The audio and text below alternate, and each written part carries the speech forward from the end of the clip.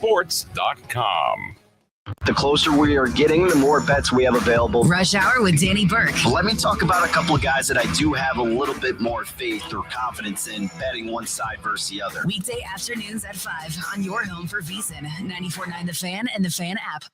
Your sports live here. WBUZ HD3 Laverne. We are the Game Nashville Sports Network. ESPN 94.9 The Fan.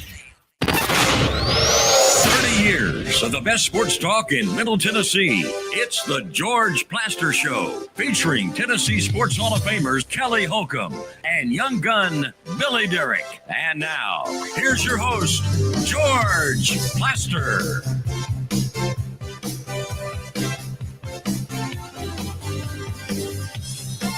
Hello again, everybody. Welcome in. It is a beautiful Thursday in Nashville, Tennessee. A lot of stuff going on.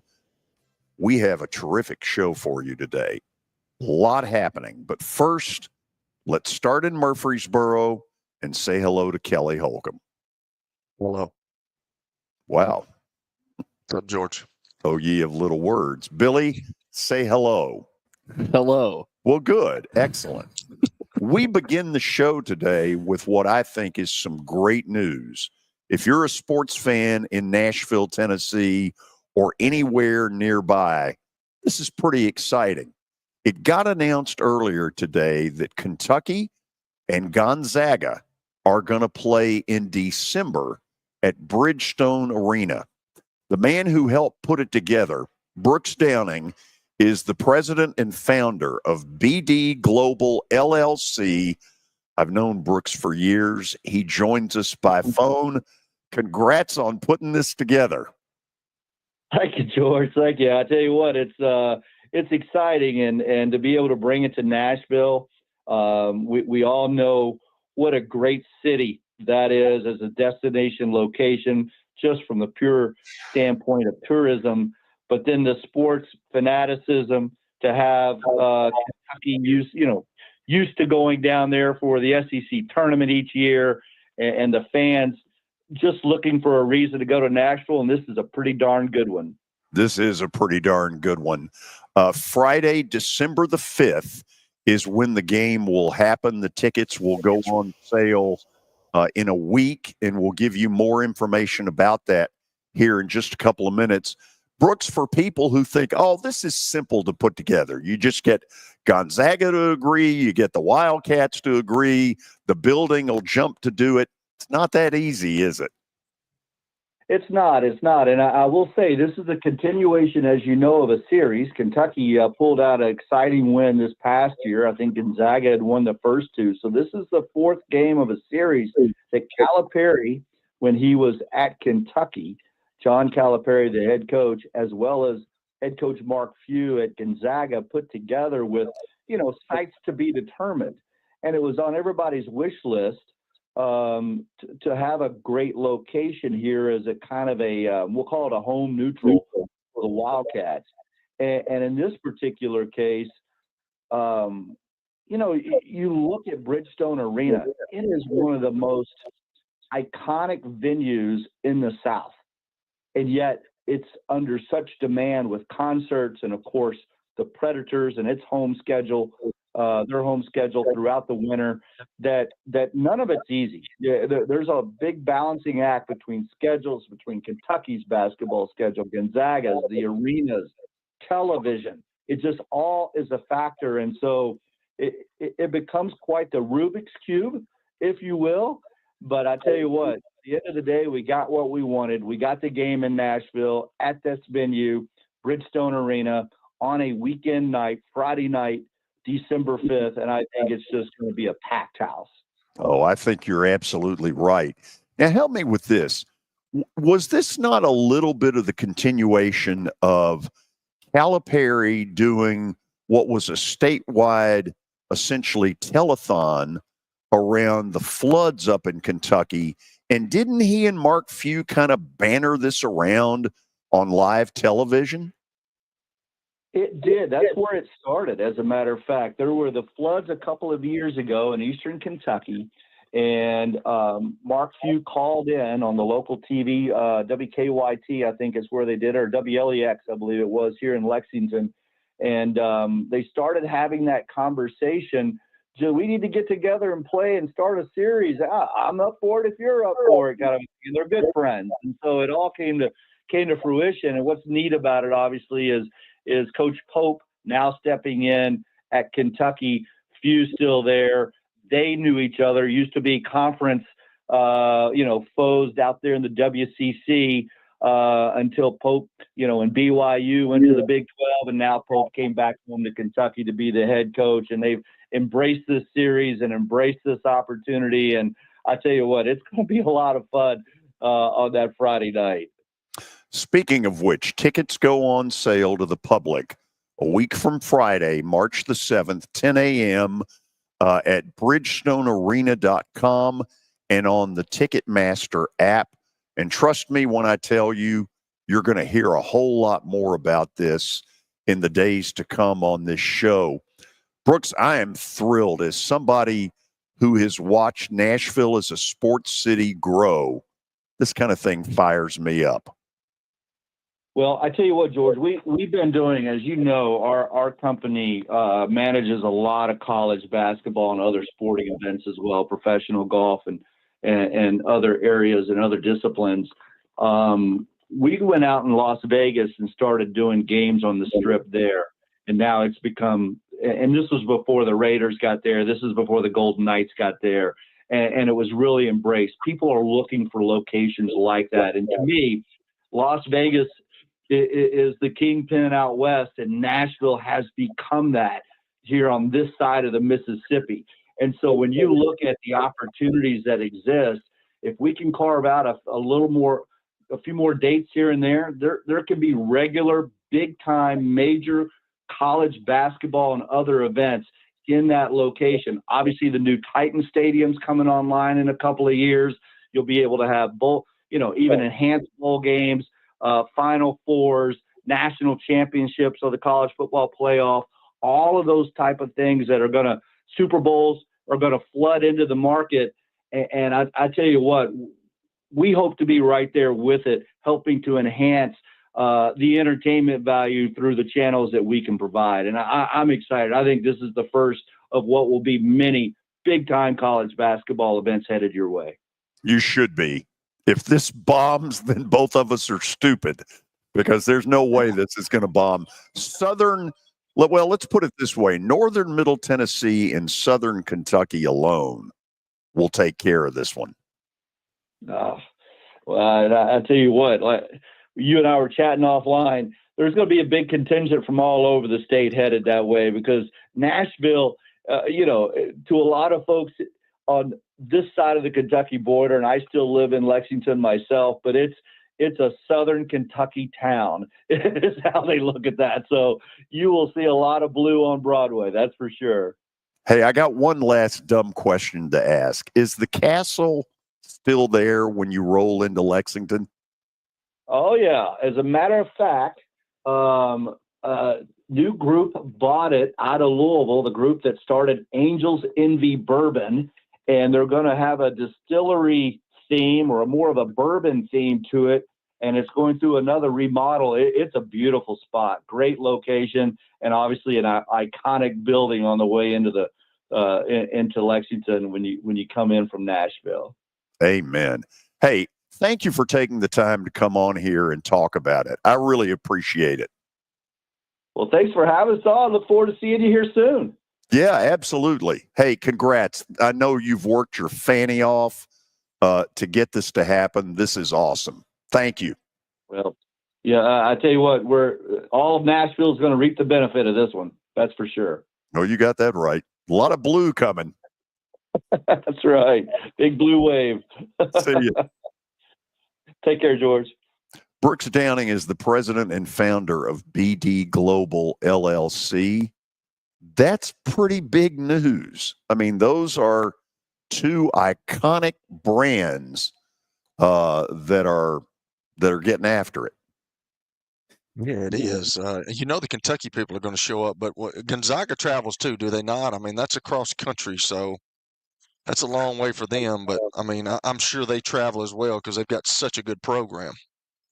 What you're getting are a lot of the schools wanting at least one of these a year in sort of a prep for NCAA tournament neutral site. Nashville, he's right about one thing. That building has become an iconic piece of property around the Southeast, and good for us, good for the Preds, good for everybody that's the case. Agreed. We ready for an update? Billy, I want some classification as to the update, the merits of the update. Solid update. Solid. It's a solid. Kelly, that seems like he's hedging his bet. I don't know. The other day he was. I told him his confidence was kind of phony, but he had a pretty good update. So He did. let's see. He did. Let's go. see. It's brought to you by Lori Burnett Leland. You can find her online at mortgageladyyusa.com or give her a call, 615-969-4350. It was a wild night in the SEC. Vanderbilt got a massive win at Texas A&M, 86-84. That was their third win over a top 15 team this season. Didn't see that one coming. You, me, and an entire fan base. In my wildest dreams, Kelly, I never saw them going to A&M and winning. I'm telling you, this guy, Mark Byington, what he is doing and what their players are buying into, it's pretty amazing. It really is. This got them in. I believe. Mark Griffin will join us, by the way, at 3:20. I'll ask him if he thinks that.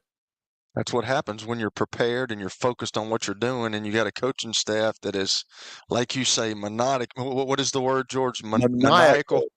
Maniacal about coaching and about preparing kids. That's what happens when it goes out on the court, and it's pretty amazing what he's done in 1 year. Here's the thing I've learned about Byington in a short amount of time. Nobody's going to outwork him. There may be some who work just as hard, but I don't think there's anybody that will outwork this guy. And they are all but in the NCAA tournament. Sure feels that way. I mean, you probably need one more, but at this point, with how weak the bubble is, there's a great chance, almost 100% chance, Vandy's going to the tournament. I mean, you can go on the road and beat Texas A&M. Lenardi's latest bracketology still has them as an 11 seed, but he hasn't updated it since yesterday. That'll come out tomorrow. Yeah. Also, our world breathlessly awaits.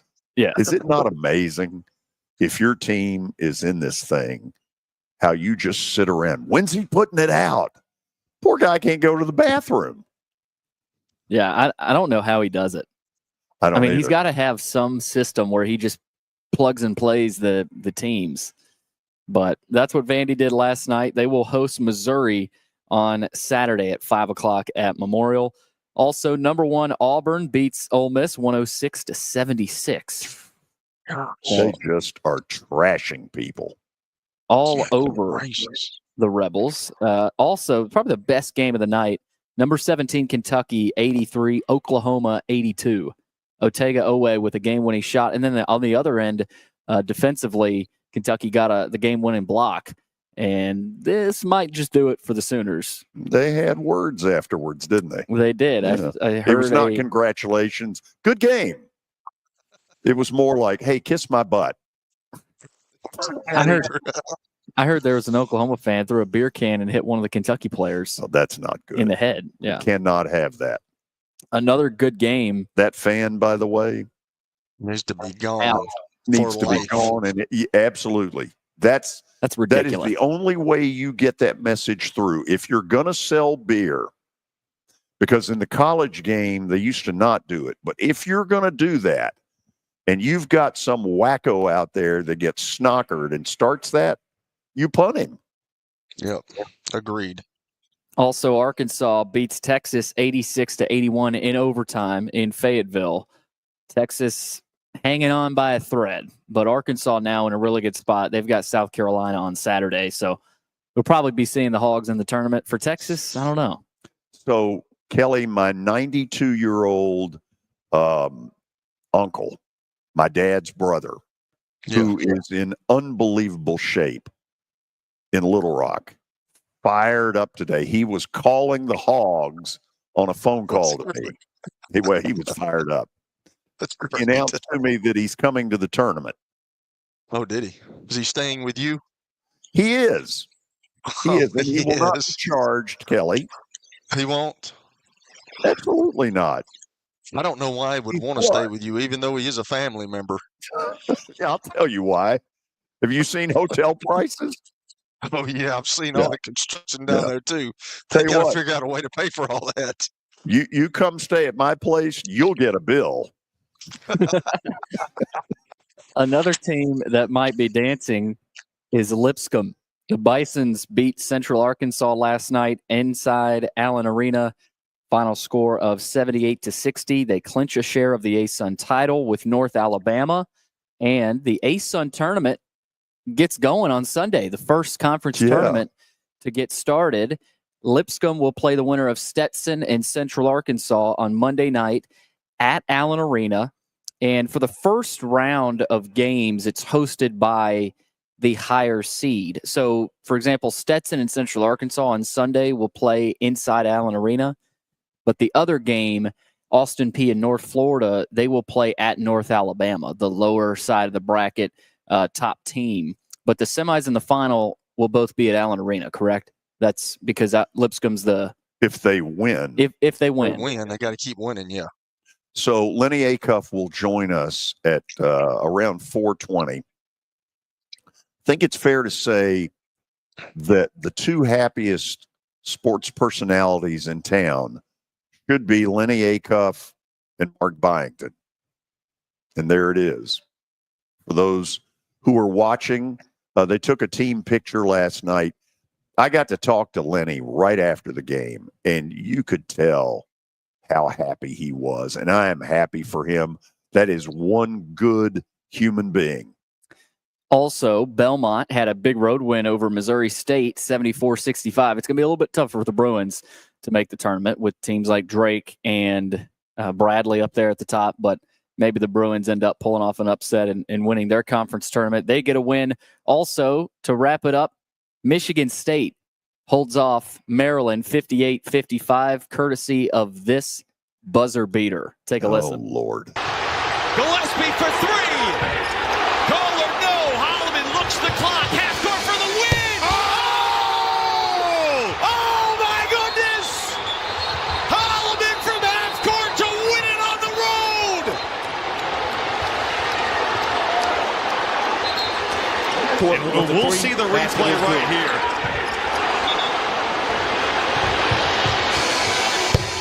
Clearly out of his hand. Trey Holloman, tough first half. Big time here in the second to rebound, make some plays, and then what a shot here on the road. I mean, that is well beyond half court.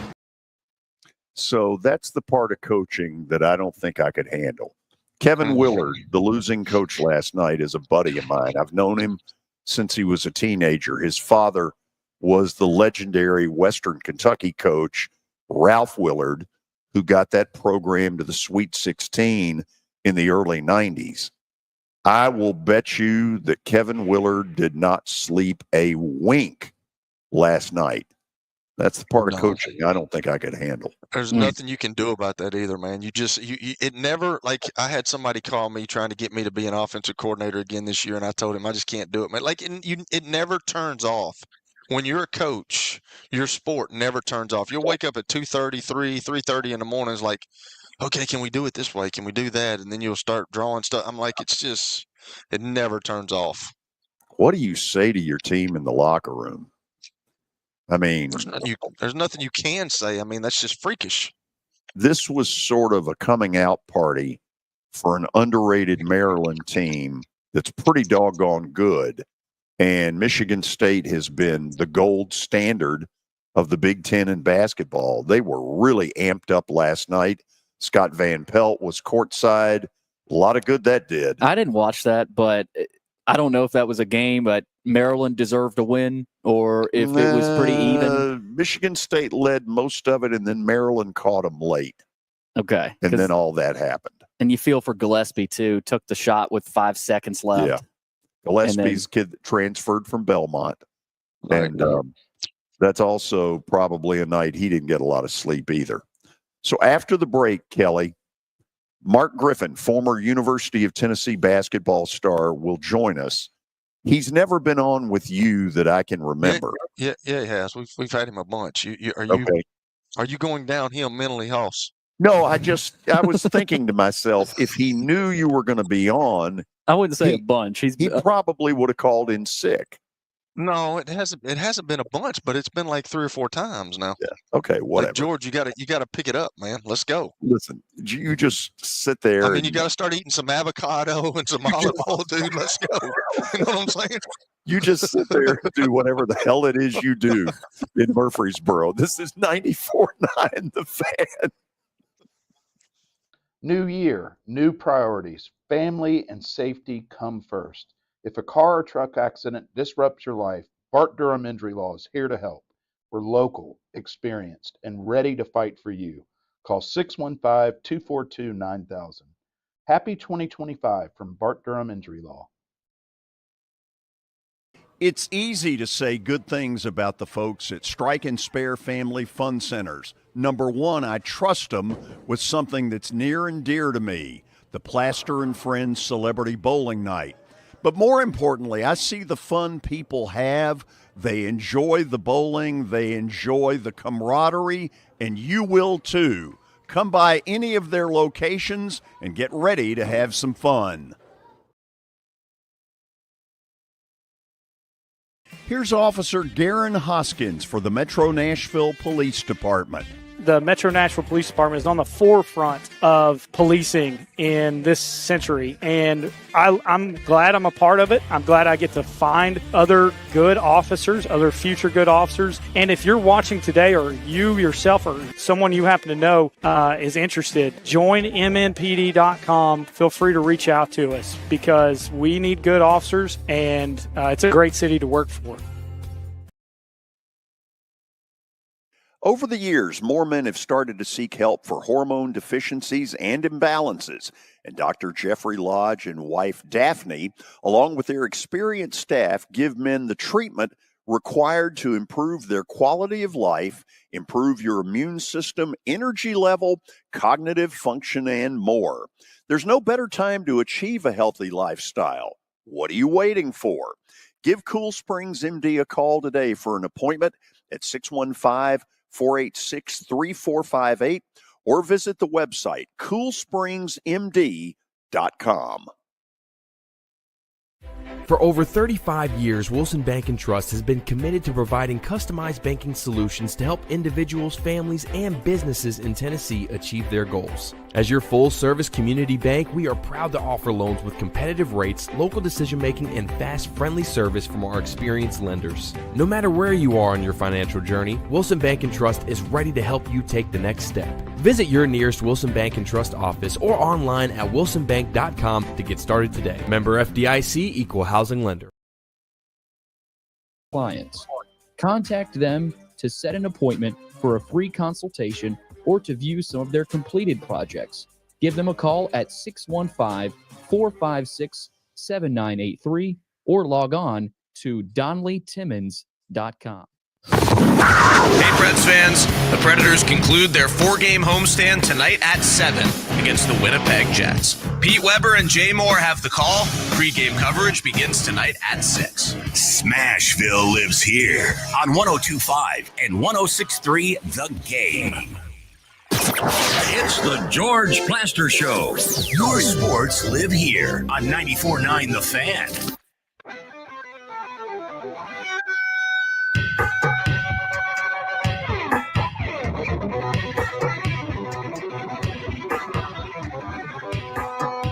Okay, a little switcheroony today. Normally, Mark Griffin is with us on Fridays. We've kind of flip-flopped.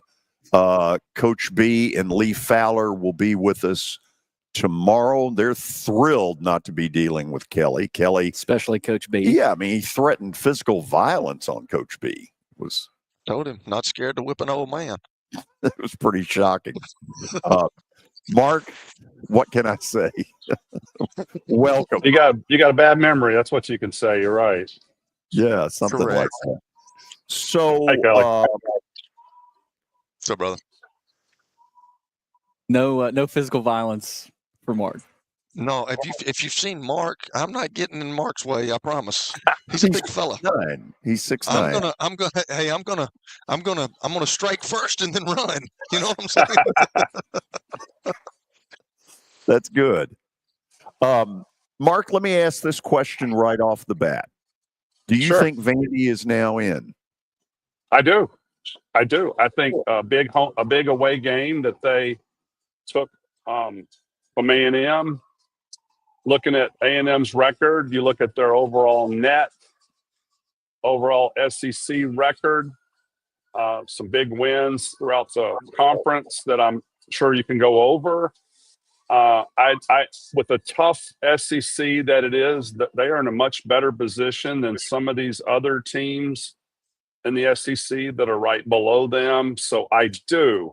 Even if they were to have a bad loss, and what I mean by bad loss is go on the road and lose by 20, I don't think that hurts them. Now, obviously, you don't want to see that, but I don't see that happening. Once again, get into the SEC tournament, get a couple of wins as well. Just then you're talking upgrading their seeding. But I do think they're in, guys.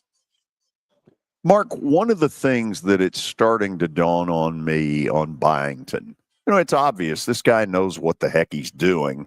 And, Helen Keller can figure that out. But one of the things that I'm really noticing with him, he's got big guys in McLaughlin and Carey. They're constantly in foul trouble. Yeah. It's not like he's able to just waltz through. He's buying time. He's putting Chris Magnon in with 3 minutes left for defensive purposes, and then yanks him, the first chance he gets to get him out of the game offensively. This guy knows what he's doing, doesn't he?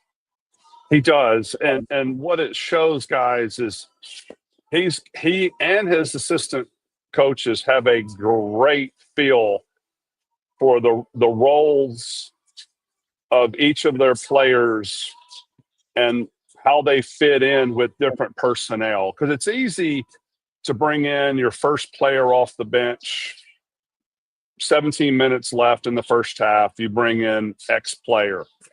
But when you get into the game and you've got, let's say, McLaughlin in foul trouble, given a rest to, one of your guards, and you're starting to rotate 2 to 3 of your bench players, but the level of play is not falling off critically, that says a lot about how these guys gel as a team, and they buy into the really buy into that team style of offense that's really well run. Let's throw it to A&M for just a second. Did the loss to Tennessee Saturday create a loss to Vandy on Wednesday? Well, you would hope not. I mentioned last week, guys, that A&M, once again, well coached. Buzz Williams, those guys mirror his personality, how hard he is on those guys, how intense. But statistically, and I quoted this, it was the worst statistical top 10 team that I've ever seen. But you go by the record and the close margins of victory that they've had. Is it surprising that A&M faltered again? I was surprised that Vanderbilt went in and got a victory. Pleasantly surprised. I don't know if I credit Vanderbilt staff more than I discredit Buzz Williams, Texas A&M, not being prepared and leaving behind the Tennessee loss. Your goal as a team and staff is like in golf, short-term memory. And that's pretty much, and most things we do in life, short-term memory, move on to the next phase. Was there a hangover for Texas A&M versus Tennessee? It sure looked like it. You hope from Buzz's standpoint that it wasn't. I just don't know who you give more credit to. I think you really have to give credit to Vanderbilt, and for them to have the wherewithal to get that much needed SEC road victory. Mark, it feels like both Tennessee and Vandy maybe have found a second wind. I was worried after the Auburn game because Byington brought up that he felt like his team looked tired late. And to me, that was a warning sign. And there was a point where Tennessee looked like, if Chaz Lanier doesn't have 28, they really struggle. But it kind of feels like they found a second wind. What do you think that second wind is? Chaz Lanier? Chaz Lanier scoring. I saw a stat. You guys may have seen it. Tennessee's 17-0 when Chaz hits his average of 18 points a game. It's pretty significant. Wow. Yeah. Big, really significant. I think what it really says is I still go back to the mental preparation and cohesiveness of a unit and proving, not that Vanderbilt's out there publicly saying we're going to prove people wrong, us against the world. I think anytime you're on the court, you should have that mentality. I know, Kelly, when you performed on the field, yes, you want to prove the world that you belong and that you could make a difference. So I don't think Vanderbilt's any different. I think they're just proving it. And I think there's just a lot of team cohesiveness that they're going through right now. And the coaching staff really has them believing that they can be successful. Yes, they dropped an egg in Knoxville. One half great, second half horrible. Short-term memory, what do you learn from it? You get in a new environment, like, hey, these are the changes we're going to make moving forward. We're not going to go through this again. And they've been coached on that. And then to prove it against A&M is going to help them moving forward. Now, the key, I think, is going to be how consistent will Vanderbilt will be. Will they be consistent this weekend and be able to stem another victory, or will they fall backwards and then start to second-guess themselves? Let's hope that they keep this momentum up and not have to have that burden of thinking, will we make the NCAA tournament? I think if I was a Vanderbilt player right now, and I know the coaching staff's going to be on them, that'll take care of itself. Let's take it, let the coach speak, one game at a time. I think that the players do think about it, and they should be more relieved to be able to just say, hey, let's take care of our next game and let's continue to prove people wrong, and let's have a historic season. Okay, let me kind of tell you where does one loss lead to another loss, where that's coming from. When Alabama got so hyped up to play Auburn in Tuscaloosa and they didn't win, now 2 nights later, Missouri was out of their minds, and I'm not sure it would have necessarily mattered, but I didn't feel like Alabama brought the zip that I've seen out of Alabama, or the zip that I think they'll show in Knoxville Saturday in a great showdown, 3:00 our time. Has Alabama gotten back to pre-Auburn loss in your mind? Yes. Alabama, to me, with Coach Oates, coaches what I would call an NBA style of basketball, where he's going to get up 3-point shots. They're going to have up-tempo defense. When you need to play. Let's face it, they're not the best defensive team in the world. I think they're giving up 80 points a game. They're like 350th in the country. It's horrible. But they're number 1 in the nation in points per game. So you look at that, they're number 1 in the nation in rebounds. So when you've got guys jacking up 3-pointers, you've got an up-tempo flow, and you've got guys that go the boards, you've got a good shot to win. Now, if Alabama steps it up defensively, and of course their target is going to be on Lanier, if they can contain Lanier, I think Alabama will have a good shot versus Tennessee. Tennessee's going to have their second and third options, but it's going to be a great game. I think it's going to be a high-scoring game. I think from Tennessee's standpoint, they're going to try to slow that tempo, and how you slow that tempo, guys, is you make shots. When you make shots, you're able to get back defensively, but Alabama's going to out-tempo you on the break. They're fantastic on the fast break opportunity shots, and it's just going to be interesting how much Tennessee picks up Alabama three-quarters court, slowing down that advanced pass so that Alabama can't get into the early offense. Okay, give me a quick answer on this. Whatever the number mentally is in Mark Griffin's mind of teams that you believe could win the national title, is Alabama one of them? Yes. I thought so. Next question. Yeah, no, it's commercial break time. And then you get stuck with Kelly. If he annoys you, just give me a signal. We'll X him out of the picture, and then we'll come back. Yeah, absolutely. Yeah. Stay tuned. We're having plenty of fun with former University of Tennessee star Mark Griffin. By the way, at 4 o'clock, we'll invite your phone calls and your text messages. And then one of the happiest people in Nashville, Lipscomb's Lennie Acuff, will join us at 4:20. Got a busy show on 94.9 The Game or The Fan. This is my buddy Stan Harrison from Apple Collision Centers.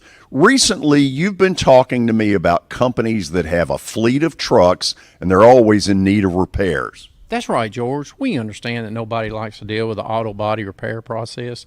We try to simplify that at our 3 convenient locations. We work with all major insurance companies. We help to ease the stress of the auto body repair process. We're located in Old Hickory, Hendersonville, and Gallatin. If you need our services, please stop by and see us. And how convenient that we have that in the background. Now, seriously, these are good folks. They do really good work. Give them a holler. As we step into the new year, there's nothing more important than family and safety. If a car wreck or big truck accident turns your world upside down, Bart Durham Injury Law is here to help. We're local, we're experienced, and we're ready to fight for what you deserve. Call us anytime at 615-242-9000. Really wishing you a safe and happy 2025 from Bart Durham Injury Law. As the trusted premier custom home builder in Middle Tennessee, Donnelly Timmons has over 20 years of experience in the industry. Whether you're looking to build your dream home or renovate your current home, their team will ensure that every client and every remodel is unique, luxurious, and completed on time within budget. Founders Dustin Timmons and Joey Donnelly have over 25 years of construction experience in the Nashville area. Together, they have completed projects in Forest Hills, Oak Hill, Green Hills, Franklin, and Brentwood. Dustin and Joey believe that communication is the most important aspect of all construction projects. Therefore, they personally manage each project themselves and are involved in job site activities on a daily basis. Their commitment to quality and integrity has earned them an outstanding reputation among their clients. Contact them to set an appointment for a free consultation or to view some of their completed projects. Give them a call at 615-456-7983 or log on to DonnellyTimmons.com. Venture Express has been helping people in this area for more than 40 years. They're headquartered in Murfreesboro with over 30 years of dedicated fleets involving production, manufacturing, and corrugated experiences. They're an asset-based company with over 700 tractors, 4,000 trailers, and 800 drivers. If you need their help, dial them up 615-793-9500 or log on to ventureexpress.com. As we step into the new year, there's nothing more important than family and safety. If a car wreck or big truck accident turns your world upside down, Bart Durham Injury Law is here to help. We're local, we're experienced, and we're ready to fight for what you deserve. Call us anytime at 615-242-9000. Really wishing you a safe and happy 2025 from Bart Durham Injury Law. Or 9. And the Game Nashville Sports Network. It's the George Plaster Show. Your sports live here on 94.9 The Fan.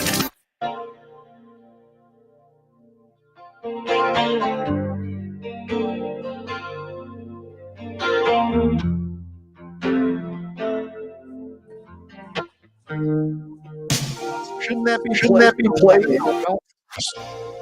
Purple Rain? That's a good one for Lenny. Yeah. Nice. We're having a little fun this afternoon.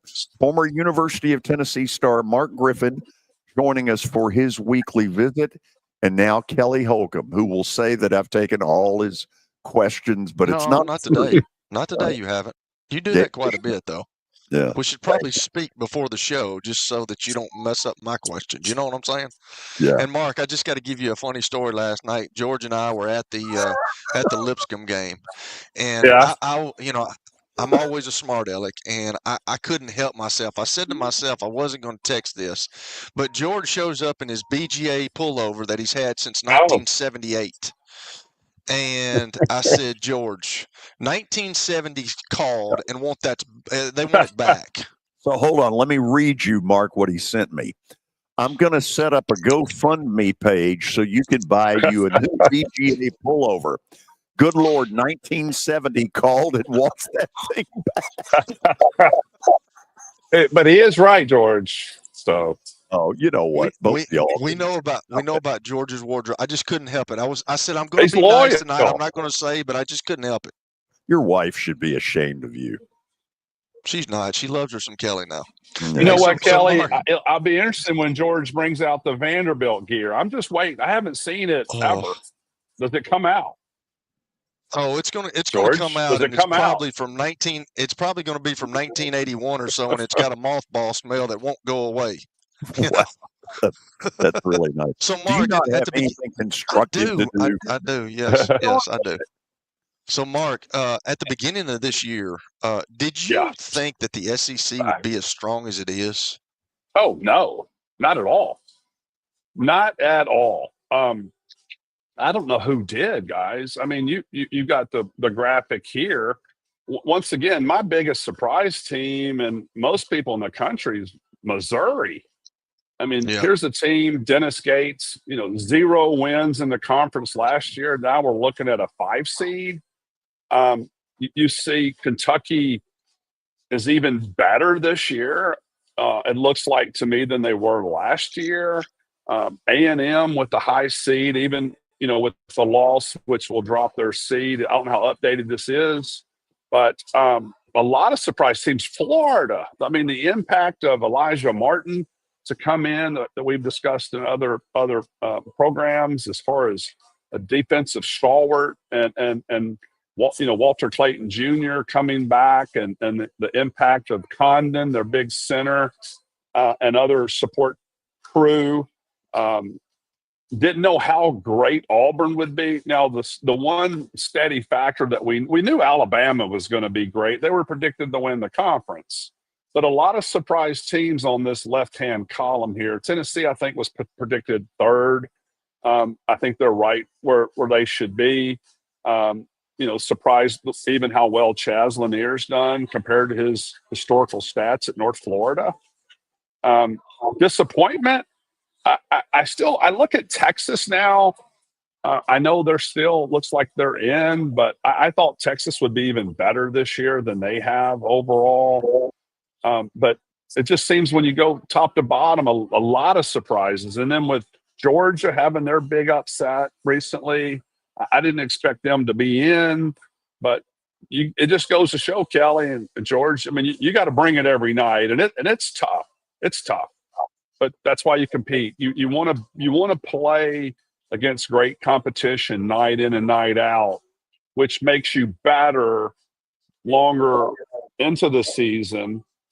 And you're seeing that. Yeah, people are beating each other up, but when I think it's more, people talk about getting beat up and worn out because you're playing such tough teams. I look at it differently. I look at it, you're becoming more seasoned. You're becoming better because you know you're playing top competition. If the team is not great, let's say like a Georgia, but if you're a center and you're going up against a future lottery pick and Asa Newell, and you're able to compete against him, you're going to get better. Who wants to play a team that's, the net's 300 or below? You don't want to play in that. And these kids that are coming out now of high school and the transfer portal, they're lining up, literally lining up in the SEC. So last year, Connecticut the last 2 years, Connecticut's been kind of a juggernaut. Nobody they had everything.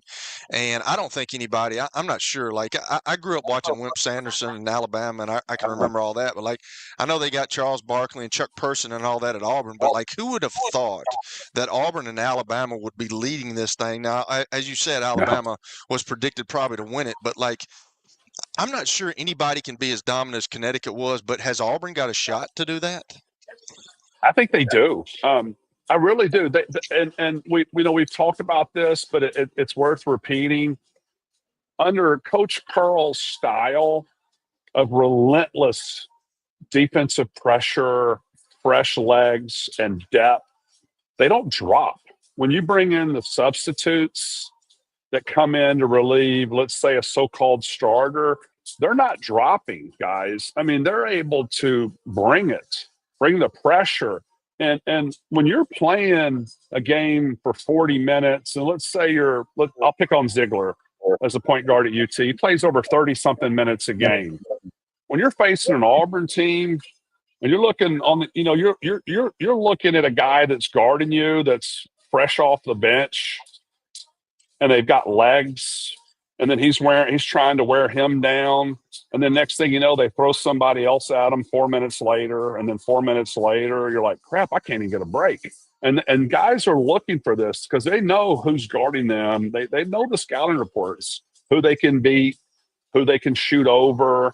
And when you've got this fierce competition that Auburn has and the dynamic playmakers, it just makes it tough. Now, with that said, and you could talk about any team in this category, if I'm going against Auburn, and I'm no expert, I'm banging Broom the entire game. I mean, legally, or maybe even a slight illegally, guys. When you're going through that lane, I'm letting him know we're watching you. Elbow here. You know what guys get by a lot in college pro system that you guys are aware of. You knee guys. If you got hands on a guys, they're going to call it. Obviously, 2 hands. But when you're guarding someone and you get lower than the offensive player, such as Broom, and you're kneeing him and his leg, that's not fun. And if he reacts, pick up a couple of fouls, maybe a charge. I think if Broom gets into foul trouble, Auburn is going to be in trouble. Now, gentlemen here that you see, 44, Dylan Caldwell, great player off the bench, but he can't carry Auburn offensively. Broom, if you can get to Broom, you can get to Auburn. But what's interesting, guys, no one's been able to get to Broom all season. No, and isn't that a deal right there? As a coach, you tell him at the elbow, hey, he can't just be let down on the block. You got to start physically, he's got to work his way down to the block. But I've watched that guy so much, and he's not the greatest athlete, but golly, man, that guy can make shots. He started at Morehead State, and it's unbelievable. Yeah. Just watching him, he's physical, and he can take a game over. They can. And I mean, you could even go the hack-a-shack route. I think he shoots 60-something% from the free throw line. I don't know about you. I would rather him go 1-1, 60% free throw shooter versus a 2-foot little baby hook shot, little George Plaster special. So I think that's the route that I would go. Yeah. So the other day we had a stat on, and there's 3 active coaches that have over 800 wins: John Calipari, Bill Self, and Rick Barnes. And I have grown to really like Rick Barnes, his style, just listening to what you've said, what people have said. When he told Chaz Lanier, he set him down and he said, "Hey, you're paid to make that shot." So I really dig that. But everybody gets upset at what he's done in March, and then Tony Basilio, and then Billy brought it up yesterday. But all the things that he's done, like the AP Top 25, you got Zakai Ziegler, and you've got the Meshack kid who's won more games leaving as seniors than anybody and been in the top 25. Isn't it time? I just feel like that this may be the team. Like everybody talks about if Chaz Lanier is not shooting, but here's the deal. Sometimes he's not. And that's an amazing stat that you brought up. When he's got 18 points or more, it's like, what was it, 18 and 0 or something like that? 17 and 0. That's pretty amazing. So, I'm for him. I want him to get a national championship. How far do you think this team goes? Because I just think they're a gritty bunch of guys that's taking on his personality. And it seems like, hey, if somebody's not shooting well, somebody else picks it up. That's a great question. And it's really interesting because earlier in the season, I thought if Tennessee doesn't shoot well, a.k.a. Lanier, they're going to get beat early. Now, my thinking has evolved to where they can really keep hammering it on the defensive end and wear out their opponent, that they really do have a shot to stay in the game when they're not performing well on the offensive end. But with that caveat, I still go back to Igor. I feel if Igor plays consistent throughout the rest of this conference time now, throughout the SEC tournament and even the NCAA tournament, he creates a great mismatch. Here's a kid that's 6'10" that can step out and shoot 3-pointers. I think he gets around 8 rebounds a game, very steady. Now, one thing about Igor, he's not the best one-on-one defender. I'm more hopeful for him to be aggressive on the inside and pull the ball rebound down with 2 hands. I've seen several possessions, or at least 1 to 2 per game, where someone knocks the ball out of his hands versus pulling the ball down, elbows out. Would like to see that aggressiveness, but at the same time, you take what you can get from him. But I put a lot on his shoulders moving forward. But I think, to answer your question, I really do think that they're seated in the right position. 2 seed means you're a top 8 program. That means you could get to at least the Elite 8. And if you get to Elite 8, I think all bets are off. Really, anyone who gets hot, like we saw with UConn that you referenced earlier, has a shot. Anyone, including Tennessee, to get to the Final Four. Jimmy Dykes talks 15 teams, which I don't think that's happening. No. But how many teams do you think from the SEC? How many teams do you think the SEC is going to get in? I know nobody knows. Nobody knows what the committee's going to do. But I think they're going to beat the record of the Big East by 10. They had 10 at one time, but I think this year they're probably going to beat the record. Do you? Oh, no doubt. It's funny because I'm pretty stubborn in the sense at the beginning of Georgia's segments this season, I said 11, and now I'm like, I've been wrong many times. I'm wrong there. 14 to me is a little much. I'm going to err on the 12. I just like that number 12. Now, if it's 13, great. I'll be for everyone in that tournament outside of Kentucky. You know how I feel about Kentucky, guys. I will cheer for every team outside of Kentucky. I just can't do it. It's just how I grew up in Union City. And Kelly, you understand this. I'm sure I'm assuming you may have had a program you didn't like. Let's say a program may have not recruited you that you grew up loving, and then, and it's not bitterness. I respect Mark Culp, respect the heck out of him. I think he's done a fantastic job at Kentucky. But I tuned in late last night hoping they were going to lose. Okay. I'm just going to say, but I will cheer for every team. Now in football, I'm not the same. I'll just cheer UT. But in basketball, I want SEC basketball to reign. I really do. I would love to see in whatever round they're allowed to play each other where you've got 2 SEC teams matched up. I know, and George, you can elaborate, when they seed teams, they try to keep, 2 conference teams out of the first round. And I can't wait to see, Vanderbilt play, let's say Arkansas, and maybe the second round. That'd be fun, really fun. For those of you listening up in the Commonwealth, we'll give out Mark's number later, and feel free to call him. Feel free at 2 a.m. if you so desire. I'm not hard to find. I like I said, respect the program, but you got to take a stance, guys. I just can't be that person that's like Jimmy Dykes. Everybody's great and everybody's moving in the right direction. It's not that way. I'm sorry. Now he's paid to do that. I'm on contract with George, so what I'm paid. Yeah, we know we all are paid. And I got Predators tickets. I mean, that was awesome. Yeah. They're 2-0 since I've been, by the way. And they're not 2-0. After the break, we'll go stat of the day. We'll take some of your phone calls for Mark at 615-553-0933. That's 615-553-0933. We will get into Mark's graphics, which we have not done so far. And then Lennie Acuff will clean up all of Kelly's mess today around 4:20. I'll get the name of the station right. It's 94.9, The Fan. Where can you see a saber-toothed tiger rappel from the rafters? How about a catfish fly? The biggest stars in Music City. Not to mention hockey's hottest ticket. The Predators win! Only in Smashville. See your Nashville Predators all season long at Bridgestone Arena. Single game tickets are on sale now at NashvillePredators.com. Let's go, Preds! Hit After Hit has become the baseball store in Tennessee. They have over 1,000 different models of gloves and over 1,500 wood bats. They also have several Iron Mike pitching machines as well as a Hit Trax machine. If they don't have it, you probably don't need it.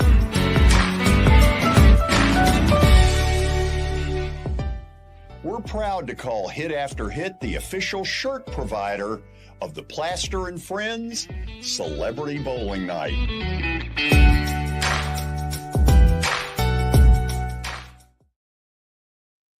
This is the most anticipated March Madness that we have had in a long time.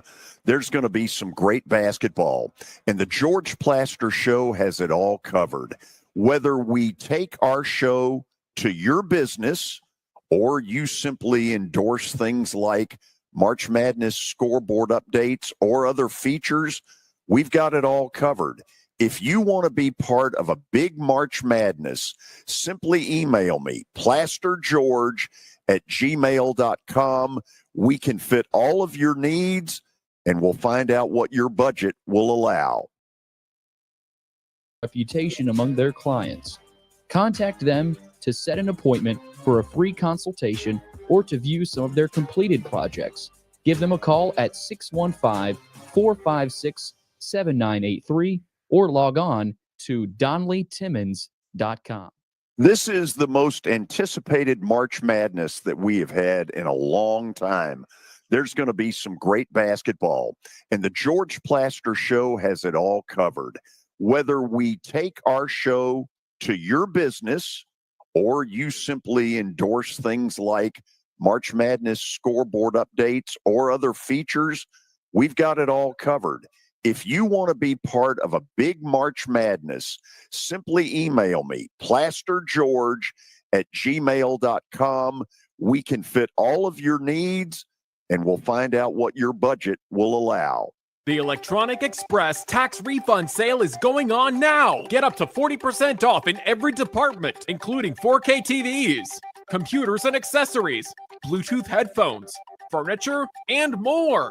Plus, we have all your appliance needs in stock and ready to deliver. And buy now, pay later with up to 36 months free financing. Shop in-store or online at electronicexpress.com with express delivery on most items. Electronic Express. We make it happen. Your sports live here. WBUZ HD3 Laverne. All around the world on the Game Nashville app. We are the Game Nashville Sports Network, ESPN 94.9, The Fan, a Cromwell media station. It's the George Plaster Show. Your sports live here on 94.9 The Fan.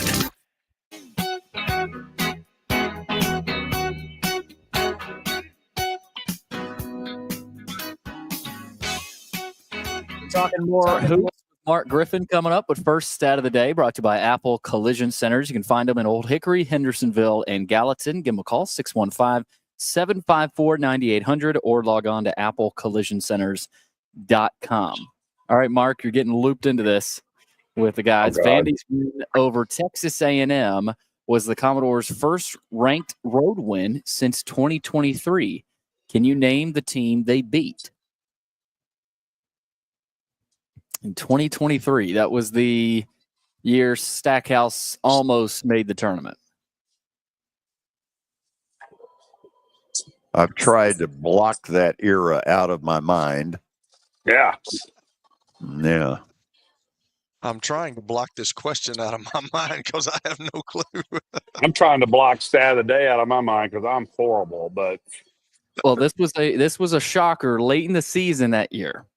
I'll say Tennessee. I'm just going to throw it out there. I don't know if they beat Tennessee or not in Knoxville, but that's my guess. I think it's Texas A&M. I was going to say Tennessee too. It's Texas A&M. It is Kentucky at Rupp. Oh, that's right. The Jordan Wright. I had forgotten that. Even better. Oh, wow. Jordan Wright, who ended up at LSU and came back here and played against Vandy, which sort of might lead us as we welcome all of you officially into the 4 o'clock hour from our digs at the Fordyce Center back to Billy with some of Mark's best works, and then a discussion with Clay. Yeah, Mark, let's kick it off with your most impactful transfer this week. SEC, well, maybe not player of the year. But I mean, if he's on any other team, maybe he could be. But Aiden Holloway has been big for Alabama. Big. And what's interesting, to transfer for whatever reason for Auburn and then go to Alabama, I would love to have been in that conversation of him speaking to Coach Pearl. Coach, I'm going to leave. I'm going to go to Bama because these programs hate each other. But for whatever reason he chose, it's working out for Aiden. Obviously, star-studded athlete out of high school, was a McDonald's All-American. SEC all-freshman team at Auburn. And you see he's got really good stats for Alabama. And what we don't see here, guys, this is 21 minutes of playing time. He's not playing 30-something minutes and putting up 12 points. He's tied for the second leading scorer on the team with Grant Nelson. But what I'd love to see with guards is guys that put up a high three-point number and can shoot free throws. Because let's look ahead to Saturday, with Sears being a great free throw shooter, Holloway demonstrated here being a great free throw shooter, and they're killing the clock. That puts Alabama in a great position. So I wanted to choose this young man because he's really made a big difference. The time that he's played has been very impactful at Alabama. There's been NBA talks around this young man. I think it's too early personally for him to throw his name in, but you never know where he feels on this. But what a difference he's made to be impactful for Alabama this season, and they've really, really relied on him in many situations, and he's come through. So, Kelly, I want you to think about this. Alabama and Auburn close out the regular season with a Saturday afternoon game at Auburn. You think those fans might be on his butt? That's crazy, Mark. You're right, man. Like, transferring to Alabama from Auburn, that's wow. Okay. That's unheard of. It's a sin in that state, is what it is. Right. But you got to be careful where he pumps gas. I mean, it's that bad. I mean, you know this, Kelly. I've worked in Alabama. Now, it's mainly around football, but let's face it, the basketball rivalry now is really built with success of both programs. And these programs hate each other. And he's a recognizable figure. I'm sure he's caught grief. I'm sure he's thick-skinned. I'm sure he's made the best decision for him. But to transfer to your rival opponent, that says a lot. But it's paying off for him. Be a lot easier to go to Mississippi State. Clay in Nashville. Say hello to Mark Griffin. We're having fun today. Yes, we are. Hello, Mark. How you doing? Hi, Clay. Interesting that you said that Kentucky is, the team that you just will not pull for, even though you respect Coach Pope so much, and I think he's done a good job too. Obviously, a huge win for Vandy last night. I've been a Vanderbilt fan probably since late 60s, early 70s, so a long time. And I've got to say this might be, with everything that's on the line as far as trying to get off the bubble, lock up a bid, what Texas Tech was ranked, or Texas A&M was ranked, things like that, and who had to play down the stretch, a lot of bench players because of foul trouble. I think it's Vanderbilt's best road win ever. My question to you would be, does this kind of throw Coach Byington back into the Coach of the Year category? I think Gates at Missouri's done a great job. Coach Pope has done a great job. Obviously, Coach Pearl has done a fabulous job at Auburn, and they've been, number one for a long time. So who would be your Coach of the Year if the vote was given today?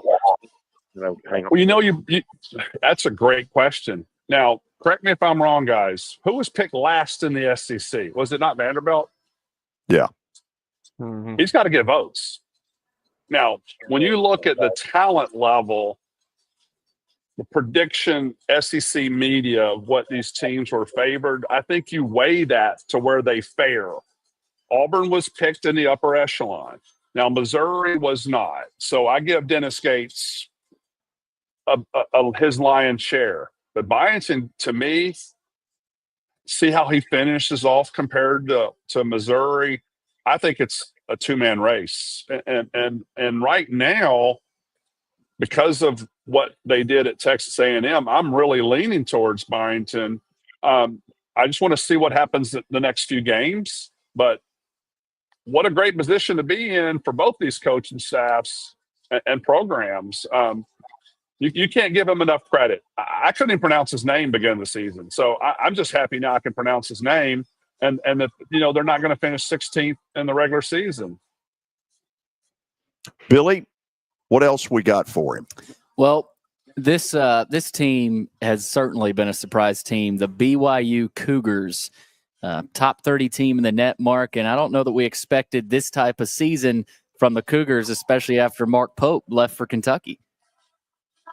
Yeah, and what's funny, guys, is I did a lot of research on BYU. It's a program like maybe some of you guys don't know a lot about. I mean, we're not going back to Danny Ainge days here in 1981 tonight or today, or other players that came out of BYU. But I didn't know a lot about Kevin Young, who is their head coach. And I found out that, and you guys may know this, but he worked his way up along the line and came through the pro route. I mean, he was a former associate head coach for the Phoenix Suns last season. And to come to a college system and take over, and for them to have the momentum that they've had, because they're one of the hottest teams going right now, especially the last 4 games with such high quad one wins. What really got my attention, I watched them beat the crap out of Kansas. I think it was 91-57 at home. But I thought, okay, Kansas is having some issues. But when they turned around and beat Arizona on the so-called controversial play at the end of the game, which was just one play, when they beat Arizona on the road, I'm like, this team's for real. And to be ranked in the top 30 at 28, to get 20 wins, they started out 0-6 in quad one games, and they've won 4 in a row. Shows me they're going in the right direction, and they're moving up seeds as far as where they're going to be tiered when it comes to NCAA tournament. So they're my most surprised team right now. Mark, one of the things that they benefit from, and I was making a list as you were talking about this guy. I'm going to give you 5 really underrated snake pits to play in this country. Utah State, great student section. Now, you have to watch CBS Sports Network to know this. BYU plays in the 20,000-seat Marriott Center. And in that end zone, man, those students are making noise. Iowa State's another one. Beautiful arena. They make a lot of noise there. And I would put Creighton as another one. And the only reason I know a lot about Creighton is their arena, which seats 17,000, is right behind the baseball stadium where the College World Series is played. So if you're behind the plate, you can look straight out at Creighton's gym. Wow. And another thing you mentioned, George, which is ironic, is you've got all those programs minus Creighton have had new coaches within the last 3 years. Wow. Yeah. Crazy. Okay, Billy, I know you got a couple of text things for Mark. Lay them on us. Yeah, this one from somebody on YouTube. Mark's senior year, 5 SEC teams made the NCAA tournament, and all 5 lost their first game. That won't happen this year. That's crazy. Hold on, because I think I can get a couple of these. Mark, did you all lose to West Virginia? Gabe Catlett, I think the head coach name at West Virginia. They were the surprise team of the year.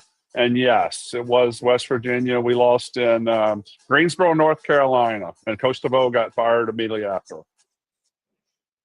Which, as we now know, was an enormous mistake. Don DeVoe could flat out coach. Was that 89? 89, yes. 88, 89. Okay. Billy, you've got it in front of you. I don't know why I'm thinking Vandy lost to Notre Dame as one of those 5 schools. LSU. I'm going to say Alabama. I can name a couple. Kentucky wasn't there, I don't think. Okay, we're sitting here looking. Oh, I do remember one of South these. Alabama upset Alabama. A kid named Gabe Estaba hit a 3-pointer to beat Alabama. And I want to say it was at the Omni, although I'm not sure about that. And UTEP knocked off LSU. Well, UTEP was a 7, LSU was a 10. But was I right about Vandy? Yeah, Notre Dame beat Vandy. 9 seed Notre Dame beat number 8 seed Vandy. Who else? Did we miss anybody else? Well, Mark, Florida in it or no? I thought Florida made it. Florida lost to Colorado State. Wow. That was Dwayne the year Sincius. of tennis ball. Yes. Yeah. What was it? Mark, Dwayne Sincius. Mark, a listener asked me about this a couple of days ago, and obviously I never played against Dwayne Sincius, but you did. Why did players hate him so much? Players on his team or playing against him hate him? Playing against him. God, you couldn't move him. Big stiff. A guy was 7'1", about 310 pounds, it felt like. You couldn't move him. Now, he had the George Plaster baby hook, but it was over the rim. So that was the difference. And he was just an easy guy to dislike. You know, he had the mullet, and you see him here.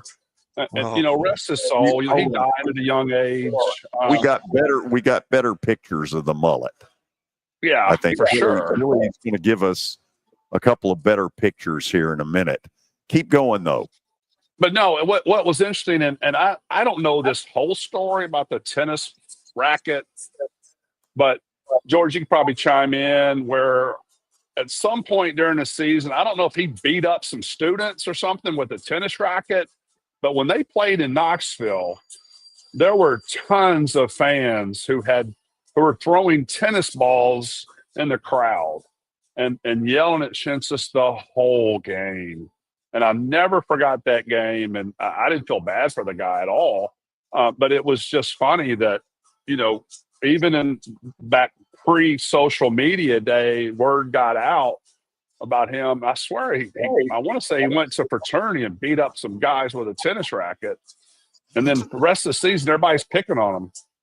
Yeah. Lovely. Okay. Let's end it this way. Does Tennessee beat Alabama Saturday? If Tennessee, I think there's a caveat. If Tennessee can keep the game where, if Alabama scores their average in the 90s, Tennessee loses. There's my answer. I think that I just don't think you can play that up-tempo game with them, because if you do, they're going to outpace you fast break-wise. It's going to cause problems. Alabama's going to get up their three-point shots, and I feel they're going to rebound. I just feel that if at home, not that Barnes would ever sit on the ball, not at all, but when you have the fewer possessions and they're able to run the flow of their offense to get several passes, make Alabama's defense work, they have a better shot. I really do. If you make Alabama's defense work, which they don't do consistently, you've got a shot. I think it's going to be a tough challenge for Tennessee. I feel if this game was in Tuscaloosa, I would give, obviously, Alabama the edge, and I would say Alabama would win this game. But if Tennessee can at least, and I'll go back to Igor. Igor has a really good rebounding game and hits double figures. I'll say Tennessee will win that game. Vandy or Missouri? Where's it played? Here. I got Vanderbilt. I think you're going to see Memorial Magic rock, and if you're in Middle Tennessee, you need to come watch. They need it. They need the fan support. They're getting it. I think they ride that momentum. Now, it's a tough challenge, very tough. What concerns me about Missouri, remember the name Mark Mitchell. If he goes to town on Vanderbilt's inside guys, and George, you mentioned it earlier about foul trouble with McLaughlin and Carey. Yeah. If he gets either one of those guys in bad foul trouble, even in the first half, it doesn't look good for Vanderbilt, because Billy made a great point last week. Coming out of that second half, Vanderbilt hasn't fared as well. Now, I did watch first 4 minutes. Well, they came out much better first 4 minutes, second half last week. I didn't get to see the A&M game. But if Mark Mitchell has his way against McLaughlin and Carey, I think it's going to be ugly. If they can contain Mitchell and get a hand on their three-point shooter that leads the SEC and one of the top three in the country, and I always forget his name. Is it Chill or Caleb Grill? Grill. Chill Grill. Mitchell's an awful matchup for them. He had 19 against them, and he got to the free throw line. You're right, Mark. If they let him eat him alive, it's not going to be good. But you also have Caleb Grill. By the way, Grill and Nickel could see about 23 made total in that game between those two. Mark? I think it's going to be a great game. It will be. And you're right about one thing. That place will be hopping. Thank you so much for doing this. We'll talk soon. My pleasure. Thank you, guys. Kelly, thank you, too. Give them credit. Yes, sir. Kelly. Thank you. Absolutely. Appreciate you guys. Okay, after the break, we will talk with Lipscomb University basketball coach Lennie Acuff. To say the least, he should be in a really good mood. This is 94.9 The Fan. New year, new priorities. Family and safety come first. If a car or truck accident disrupts your life, Bart Durham Injury Law is here to help. We're local, experienced, and ready to fight for you.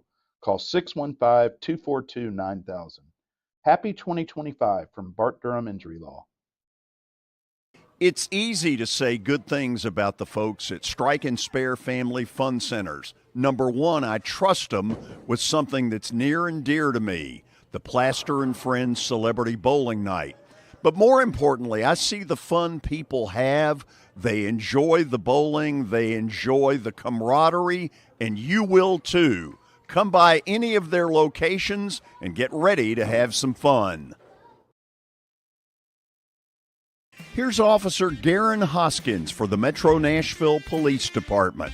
The Metro Nashville Police Department is on the forefront of policing in this century, and I'm glad I'm a part of it. I'm glad I get to find other good officers, other future good officers. And if you're watching today, or you yourself or someone you happen to know is interested, join MNPD.com. Feel free to reach out to us because we need good officers, and it's a great city to work for. If you are paying too much for your health insurance, you know what? You need to contact the folks at Pancoast Benefits. Pancoast works with businesses and individuals to tackle the high cost of health insurance. Whether you're a business owner, large or small, self-employed, between jobs, or over the age of 65 and in need of a Medicare plan, Pancoast can help. They make understanding your benefits less difficult and more personal. So check them out today, pancoastbenefits.com, or call them at 615-292-3400. We will fit your budget and your needs. If you are paying too much for your health insurance, you know what? You need to contact the folks at Pancoast Benefits. Pancoast works with businesses and individuals to tackle the high cost of health insurance. Whether you're a business owner, large or small, self-employed, between jobs, or over the age of 65 and in need of a Medicare plan, Pancoast can help. They make understanding your benefits less difficult and more personal. So check them out today, pancoastbenefits.com, or call them at 615-292-3400. The George Plaster Show gets advertisers the results they're looking for. For example, here's Metro Nashville Police Officer Garen Hoskins. You hear me all the time on the show talk about changes in career, people looking to serve their community and get into law enforcement and join a great department. And I just so happened to meet an individual who heard my segment on your show, has already applied, has come from multiple different career paths, and has always had this dream. And we're very glad to have him. That's just going to be the start of many. If you want to be part of the Plaster Show advertising family, it's simple. Just email me, plastergeorge@gmail.com. Again, plastergeorge@gmail.com. We will fit your budget and your needs. Hey, Preds fans, the Predators conclude their 4-game homestand tonight at 7 against the Winnipeg Jets. Pete Weber and Jay Moore have the call. Pre-game coverage begins tonight at 6. Smashville lives here on 102.5 and 106.3 The Game. It's the George Plaster Show. Your sports live here on 94.9 The Fan.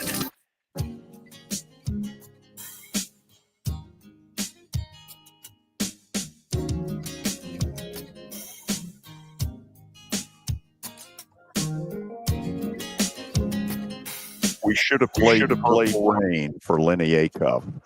He and Mark Byington should be the two happiest sports personalities in Nashville.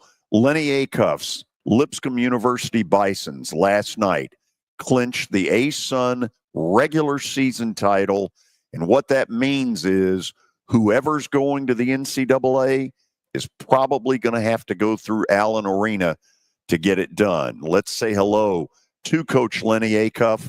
Lennie, congratulations. Oh, thank you, George. That's nice of you to say. I appreciate you being there. Is Kelly with you? He is, but you don't want to talk to him. Well, I was going to say, let me tell you something. I am really thankful and happy today, but I don't know. You know, Kelly had a pretty big night a couple of nights ago. Do you know that, right? With his family. I do, but Kelly, you have not revealed any of this. I have not, man. I mean, it's on a need-to-know basis, Coach Acuff. Yeah, it's on a need-to-know basis, and George doesn't need to know. So you know what I'm saying? But you can go ahead and spill the beans now. George knows. Yeah. Okay, well, good. I'm just happy for you, Kelly. Home run. Walk-off grand slam on both sides. I am too. I told Will's daddy I could not ask for a better young man to marry my daughter. It's pretty special, and the way he did it the other night, which I cannot believe, he pulled it off, and we were all there, and it was yeah, there was a lot of tears. I got emotional too. I usually don't get emotional, but man, that you're losing another daughter. Well, you're not losing another daughter. You're gaining a son-in-law, but you know, I just couldn't ask for two young people that are really, really two good young people to be together. That's pretty cool. Yeah. Well, you know, a lot of people ask me about Will Pruitt. You know, he's been there about as long as I have. He's been with me for 5 years, and they said, "Tell me about Will Pruitt." And I said, and this ought to make you, and I mean it sincerely. I said, if you could pick one person to marry your daughter, that's the boy. I said, that right there is who you want to marry your daughter. And she is so sweet. The best line of the whole thing, though, Kelly, is when she said, if you ask my daddy, and I said, man, that is a good girl right there. Now, that ought to make your heart melt. She did. I could not believe she did it. She was adamant about that. She kept telling her mom, he hasn't come and seen y'all. I don't know when it's going to happen. And then when all that happened, I told her, I said, Jay-Bird, I said, he came weeks ago, honey. He came weeks ago. So everything's good. He asked my permission. We sat down and talked to him for about 30 minutes, and yeah, I'm excited for them. It's you know, I know that he's wanting to extend his playing career, and it may be overseas, which I'm gonna have to take a deep breath on that one. But you know, I'm just excited for both of them, and I appreciate all you've done for him and all you've done for Lipscomb University, because I've been watching your games, and I enjoy watching your teams play, Coach. It's pretty cool. Well, thank you. You've done a wonderful job with your daughter, and I'm real happy for them. But no, I thank you, George. I appreciate you being there last night. It was a good night for our school. You know, guys, winning is hard. Winning one game, and I heard you mention Mark. What a great job Mark has done at Vanderbilt. Oh my gosh, to go win at Texas A&M, what a great job he's done. And but you know, winning one game is hard. Winning a championship is really hard. But winning one when everybody just assumes you're going to win it is the hardest, because it's not easy. And I'm just so happy for our kids, and they're just wonderful, wonderful young men. And that is not coach speak. This is my 35th year as a head coach, and I've had great groups of kids. I've never had one better. And I've had a few that are as good as human beings, but I've never had one better than this group. And they're just really easy to cheer for. Lennie, this is probably a stupid question, but I'm guessing in the coaching world that there are certain drives home from the gym after a game where you have lost something in bitter fashion that you're like, it's the worst drive I've ever had. How cool was the drive home last night, soaking all that in? Yeah, it was good, you know, and I mean this sincerely, George. I'm just so happy for our team. They've worked so hard, you know. I mean, you know, almost a year to the day. It'd be a year Tuesday night. We had our guts ripped out. We lost the tournament game when we were playing really well on a shot from 30 feet as the horn goes off, and that's how our season ended. And it's brutal. I mean, it's just, there's just no middle ground at this time of year. You know, I'll tell you now, one thing that was really good about last night is probably why my stress level is so high. You know, for the last 9 or 10 years prior to last year, if you won your regular season championship and didn't win the tournament, you were guaranteed to go to the NIT, which we want to go to the NCAA tournament. But that's still, though, the NIT is an honor. And at least, you know, you're not playing with your gun to the head, with a gun to your head next week. Well, when they changed that a year ago, and that's no longer the case, but they came back this year and they said, well, you can get in automatically to the NIT if all your metrics are top 125. Well, we're like top 95 or 96 in the country. So we're in the NIT no matter what. And so by winning that game last night, that gave us the number 1 seed, and we're going to get to play in postseason. And, you know, I know Will Pruitt means so much to the Holcomb family and to me. And I mean, Will Pruitt, Jacob Onakovich, and Joe Anderson, they could have left here and made a lot of money, but they wanted to come back to do this. And so you just pull for kids like that. Lennie, How much of this, you brought it up, I was not going to. It's one of the most gut-wrenching losses any coach could ever have. Is it fueling what's happening now? Yeah, I think so. I mean, it's, that was as tough a loss I've ever had because in the postseason, because I felt like we were playing better than anybody in the league, and we just it was like it wasn't our night, and it happens. And I mean, you guys know a lot about sports, and sometimes the ball doesn't bounce your way, but it's so sudden. Next week when these tournaments start at the mid-major level, and then the next week you'll segue into the Power Fours. The mid-major tournaments, the level of pressure is just cruel. I mean, because it doesn't matter. I mean, the reality is, we live in the South and we love football down here, but the time most people pay attention to basketball is in March.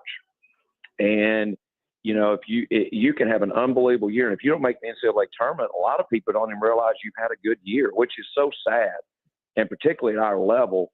And so our guys, I mean, George, when we got here on June 1st, there was they ran right to the fight. They said, we want to win a championship.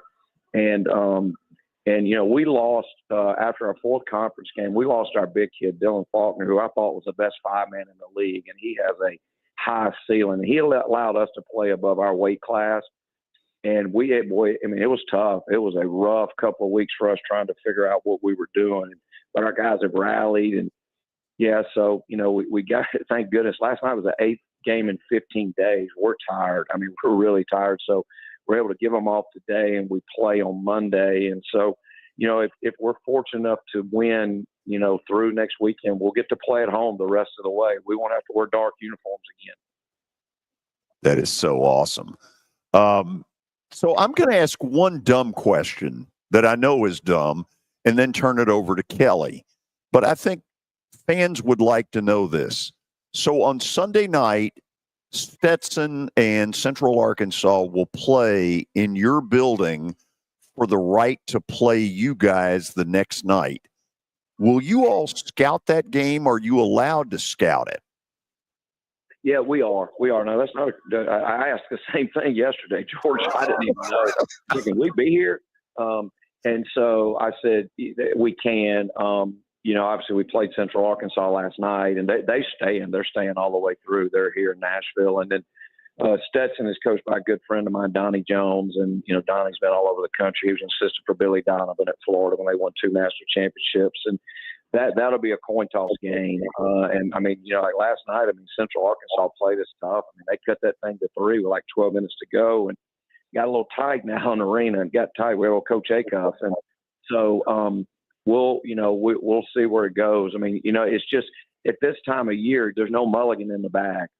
It's here we are. And if we were fortunate to win on Monday, we'd get to play at home on Thursday. And if you were to win on Thursday, you'd play on Sunday. So it's a huge week for our kids. And I've been so blessed in my career. And everybody says, well, you've never coached the NCAA Division I tournament. We went to a bunch of Division II tournaments at Alabama Huntsville, and those were special things. I want this for the kids. I really do. I want it for Will Pruitt. I want it for Jacob Obnakovich. I want it for Joe Anderson, and guys that have stuck with us. And, because loyalty now, there's not a lot of it in this world, I can tell you that, and particularly in college athletics. And so those are the kind of kids you want to root for. Kelly? I want it for my fellow Braves fan. Boy, George. I hope we did enough that's awesome. Hey, I was at the game last night. I want to apologize for George because he looked like he was stalking you after the game. He's fine. It's all good. Just knowing George is there is a good thing. Yeah. Hey,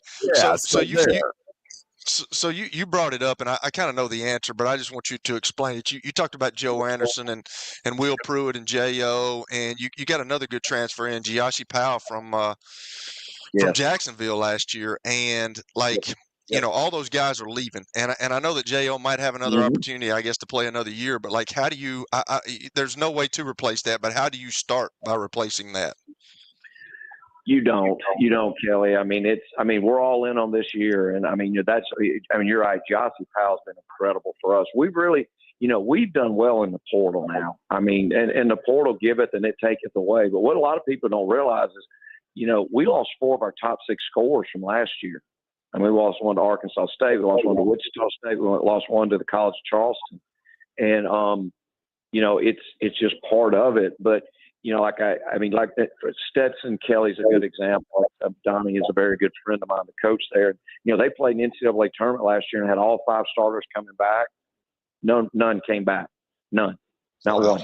All 5 of them went in the portal. And so, we're going to have to really do well this spring. I like some of our young kids off the bench. We'll get Dylan Faulkner back, which that'll be a great place to start. But, and I told Will when he came back, and I'd put no pressure on Will. I said, Will, I want what's best for you. If you want to go, I will support you, and I will be the champion of your fan club. And I mean that. I said, if you can go make a bunch of money, go make a bunch of money. But if you want to come back, I promise you, we're not going to try to go and get young guys. Like, we're going to get guys we think can play. And Giassi Powell has been an incredible addition to our team. And, I mean, he is the best kid. I mean, he is such a fine young man. And we start 4 fifth-year seniors, so we're in with both feet, that's for sure. Yeah, so you've already talked about it, but Dylan Faulkner, like I was talking to Jalen when he got hurt. I didn't know he got hurt. She said, Dad, Dylan got hurt. And then I was like, oh boy, they're going to, I think they're going to struggle. And Jalen says, well, Dad, they just got it. She was optimistic. She said, Dad, they just got to figure it out. But like, who has stepped up? It seems like the Charlie Williams kid has stepped up quite a bit. Yeah. Like, was that just a whole team deal? Or I know you guys as coaches, y'all get in a room and y'all kind of evaluate the situation, but it was kind of, I'm sure y'all were down for a couple of days because that's a huge loss to your team. Oh, I mean, the thing was, and we ended up, we ended up finishing first in our league in defense. But when we had him, we were top 50 in the country defensively. For our level, that's really good because he gave us real rim protection. I mean, he's 6'9" and bouncy, and it was a tough couple of weeks. I always tell people that either you're in first place or you're meeting. That's what a coach does. But I did think Charlie Williams, I thought he saved our bacon last night. He was great in the second half. He scored 15 points, and he's legitimately 6'10", and a transfer from William and Mary. And then Grant Asman was out for a while, and he's 6'11", and I think we got him back a couple of games ago. And we're just kind of piecemealing it together. But, and I told Will, Joe Anderson, Jacob, and Giassi, I called them out after when Dylan got hurt, and I said, all right, here's the deal. You guys are going as many minutes as you can play. I said, if it takes 40, you're going 40. And I said, that's my belief in those guys. And I think at this time of year, you really have to manage your team. I mean, you have to make sure that, as a coach, there's so many things you want to work on and so many things you want to do. But, I mean, Kelly, you played at the highest level. A fresh mind and fresh legs go a long way.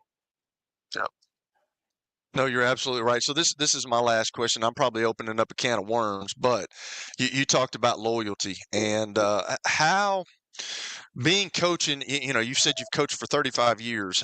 How big of an adjustment has it been for a guy like yourself in this new age of college sports with the NIL, with transfer portal? I mean, the coach from Miami, he quit during the season because he's like, I just can't, I can't do it anymore. You've got Tony Bennett, he left. I mean, David Cutcliffe years ago, George told me this, but years ago, he said this thing is called NIL and they're going to let people transfer. He said, I'm getting out. Like, how big of an adjustment has it been for you? Because I'm not sure. I'm kind of an old school guy. I was with Coach Donnelly, but I'm kind of an old school guy. But I just don't know. Like, you've got kids now that's transferring because they want more money. And I just I don't know how I could deal with that. And just give us a little bit of insight on how you deal with it. Yeah. It's a great question. And just to give you a little background, I was at the University of Alabama in Huntsville for 22 years, and we had one of the best Division II programs in the country. And the way we did it, guys, we took high school kids, we took very few transfers, and we redshirted everybody. It was just understood when you came here, you were going to redshirt. And we told them you have to be willing to work while you wait. And we had no one leave.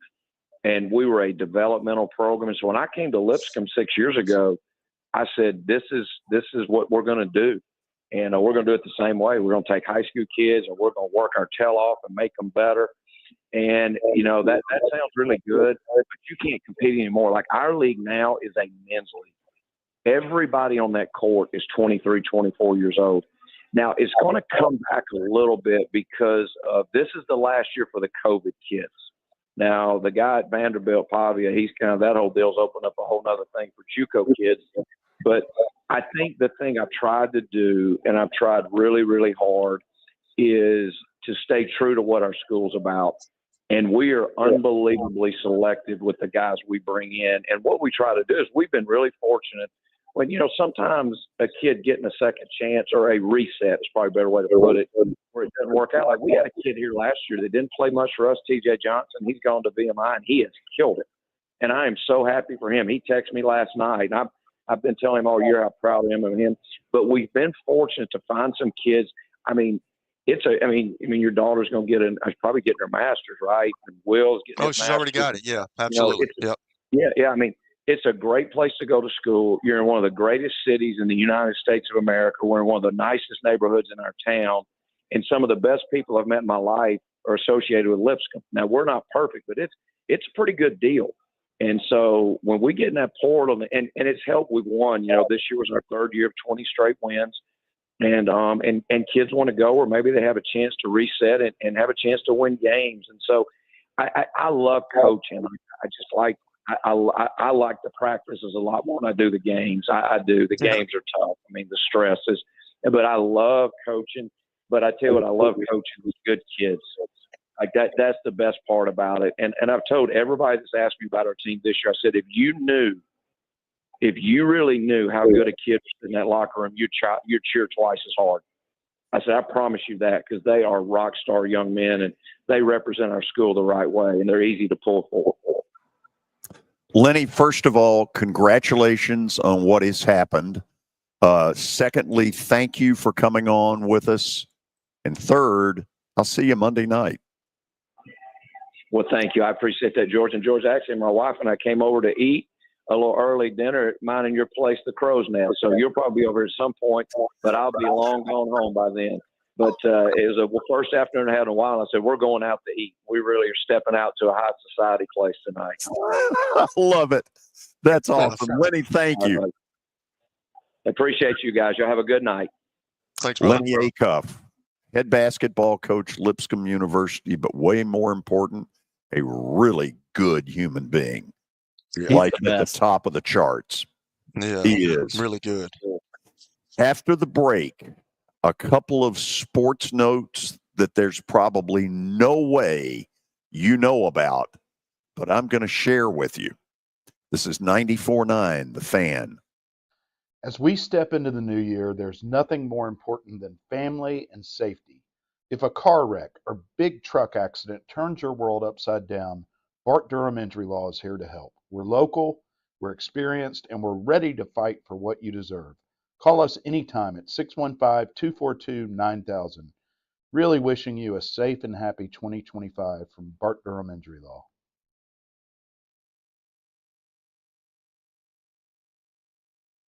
Venture Express has been helping people in this area for more than 40 years. They're headquartered in Murfreesboro with over 30 years of dedicated fleets involving production, manufacturing, and corrugated experiences. They're an asset-based company with over 700 tractors, 4,000 trailers, and 800 drivers. If you need their help, dial them up 615-793-9500 or log on to ventureexpress.com.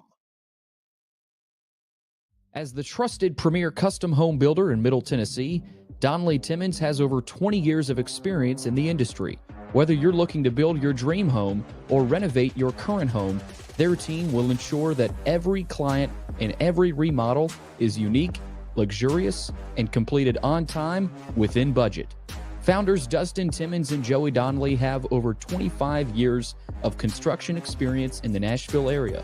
Together, they have completed projects in Forest Hills, Oak Hill, Green Hills, Franklin, and Brentwood. Dustin and Joey believe that communication is the most important aspect of all construction projects. Therefore, they personally manage each project themselves and are involved in job site activities on a daily basis. Their commitment to quality and integrity has earned them an outstanding reputation among their clients. Contact them to set an appointment for a free consultation or to view some of their completed projects. Give them a call at 615-456 888-266-7983 or log on to DonleyTimmons.com. You know, starting to save for your future doesn't have to be difficult. Let Wilson Bank and Trust help tone up your financial goals this year. Our certificates of deposits or CDs can help your money work harder with our competitive rates, earning you more than ever before. WBT checking options allow you to earn rewards you can really use, like a high interest rate or cash back on check card purchases when you meet some e-banking qualifications. Visit your closest Wilson Bank and Trust office or online at wilsonbank.com to get started today. Member FDIC. Sports. Did he not go back into the game after that interception? Let's get this turned around. And we're all saying, no, they don't. Here. You thought you were on your way. Your sports live here. On ESPN 94.9. And the Game Nashville Sports Network. It's the George Plaster Show. Your sports live here on 94.9 The Fan.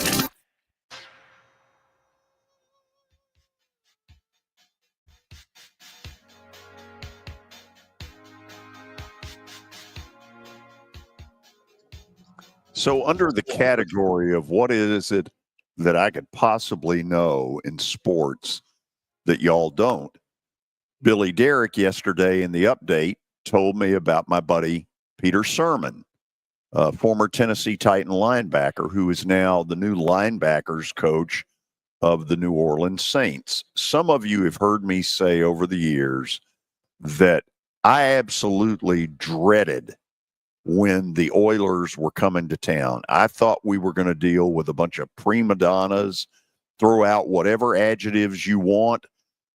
It turned out to be totally different than that. I mean, as good a locker room as there has probably ever been in the NFL. Eddie George, Steve McNair, the late Frank Wycheck. So Peter Sermon, he and I did a radio show together. Great friend. We'll have Peter on, I hope, sometime in the next couple of weeks. So when I got off the air last night, I texted Billy Volek, who grew up with Peter. I think it was Walla Walla, Washington. Walla Walla, Washington. That's where Drew Bledsoe's from. Okay. Well, they were both from there. They grew up there. And so I said at 5 o'clock yesterday, have you seen where Peter is the new linebackers coach of the New Orleans Saints? I get a message back this morning at 6:48. Hey, buddy, how are you? Saw you called earlier. We are 7 hours in front of you. And I'm like, what's that about? So I said, are you in San Diego, which is where he had been? Nope. Coaching football in Italy for 6 months. He is the head coach. And Kelly, you might have to help me. Is it Varese or Varese? I have no idea, but I had a coach. I told you this morning, I had a coach, my quarterback coach from the Browns.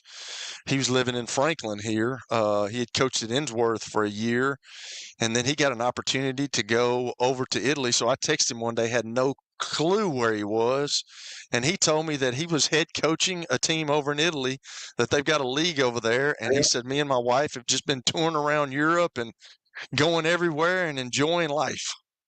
So he's the head coach of, I don't know if it's Varese or the Varese Scorpions in Varese. And he'll be there for about 6 months. Billy, show the picture. Billy Volek sent me about a dozen pictures today of what it's been like over there. And there's one of them right there. I have no idea what that is. Should I have, more culture in me to know what that is? Yeah, I should. Well, it's probably in. Is that in the Vatican? He might be in the Vatican. I don't know. That's what I'm wondering. That was my first thought. Is that the Vatican? I feel like I need to expand the picture to fully know. I don't think it is, but certainly could be. So he sent me about a dozen pictures. Anyway, I then picked up the phone and called Billy at 7:30 in the morning in Italy, and we talked for a couple of minutes. We're going to try to figure out, because there is about a 7-hour difference in their they are right now right about midnight, where we're almost at 5 p.m. So there is that time difference. And Billy Volek seemed like one really happy camper. Now, here's a story that some of you have seen, some of you have not. This one's kind of hard to stomach a little bit. Gene Hackman and his wife found dead today in New Mexico, and I don't know that they know what has gone on.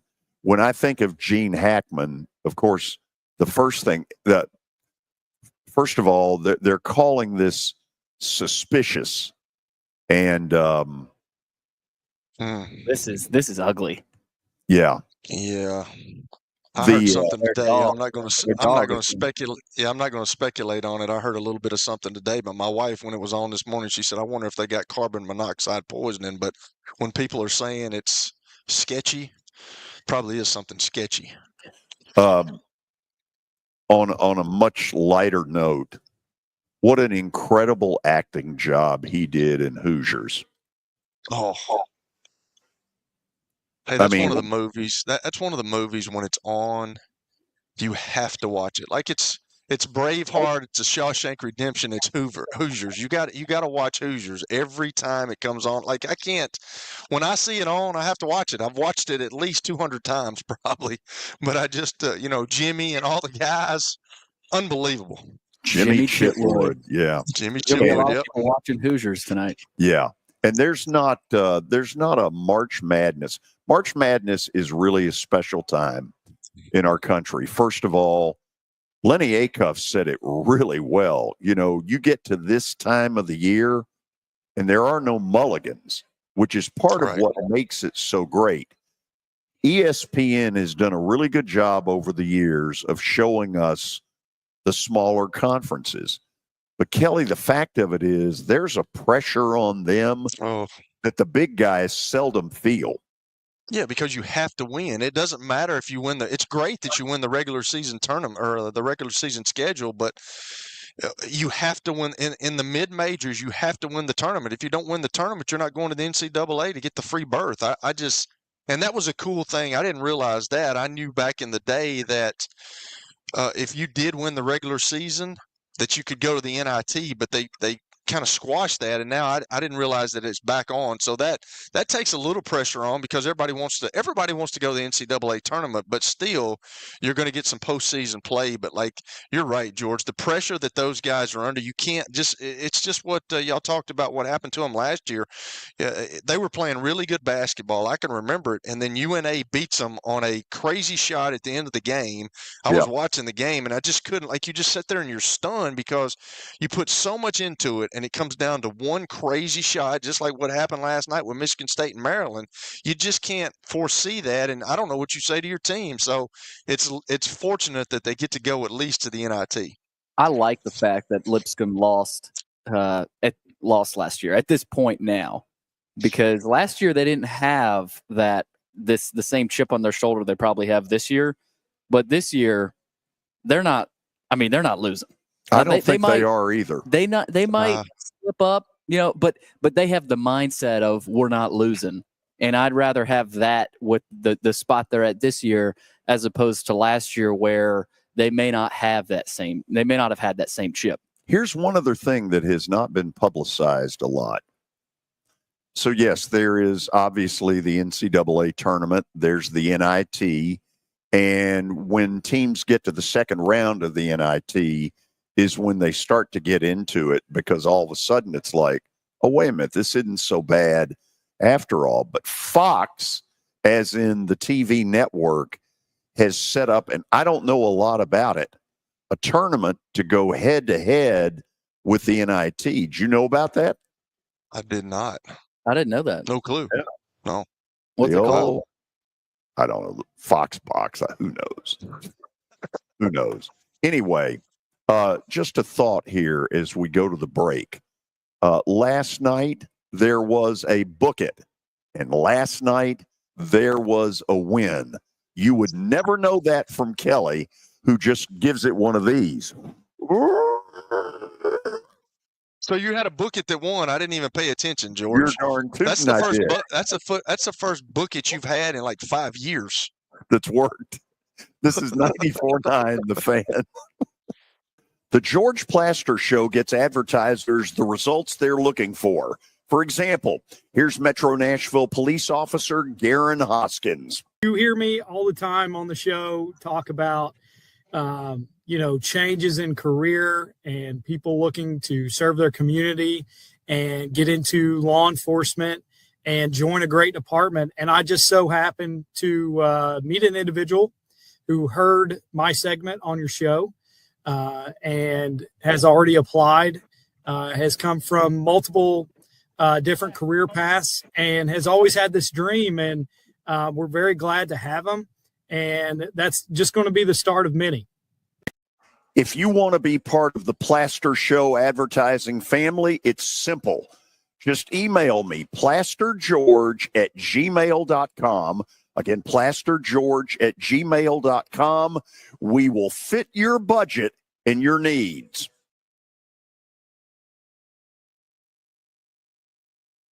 Hit After Hit has become the baseball store in Tennessee. They have over 1,000 different models of gloves and over 1,500 wood bats. They also have several Iron Mike pitching machines as well as a Hit Tracks machine. If they don't have it, you probably don't need it.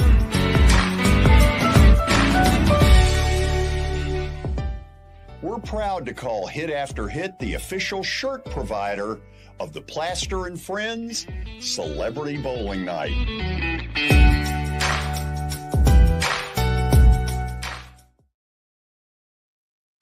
Where can you see a saber-toothed tiger rappel from the rafters? How about a catfish fly? The biggest stars in Music City. Not to mention hockey's hottest ticket. The Predators win! Only in Smashville. See your Nashville Predators all season long at Bridgestone Arena. Single game tickets are on sale now at NashvillePredators.com. Let's go, Preds! Tennessee. Injured in an accident? Call Ponce Law. We offer a no-fee guarantee, and for over 30 years, we've been helping injured people just like you. We've been voted best law firm multiple times. I'm Michael Ponce, and we want to hear your story. Call us today at 615-244-4321. Ponce Law, justice for all. It's the George Plaster Show. Your sports live here on 94.9 The Fan.